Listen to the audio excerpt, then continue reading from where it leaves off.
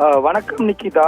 திருவாரூர் மாவட்டத்தில் இந்த ஆண்டு ஜூன் 12ஆம் தேதி மேட்டூர் அணை திறக்கப்பட்டதின் காரணமாக மாவட்டம் முழுவதும் சுமார் 1,50,000 ஏக்கர் பரப்பளவில் குறுவை சாகுபடியில் விவசாயிகள் ஈடுபட்டு வந்த நிலையில் மாவட்டம் முழுவதும் தற்போது அறுவடை பணி என்பது தீவிரமாக நடைபெற்று வருகிறது.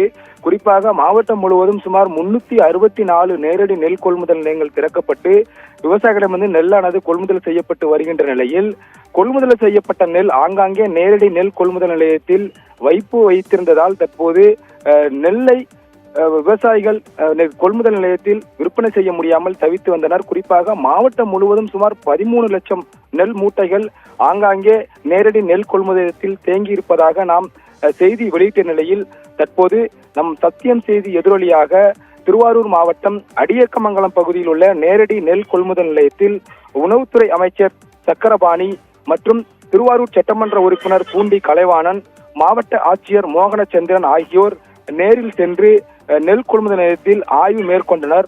அப்போது நெல் எத்தனை கிலோ உள்ளது பிடித்தம் உள்ளிட்ட பல்வேறு நேரடி நெல் கொள்முதல் கேட்டு அறிந்தனர்.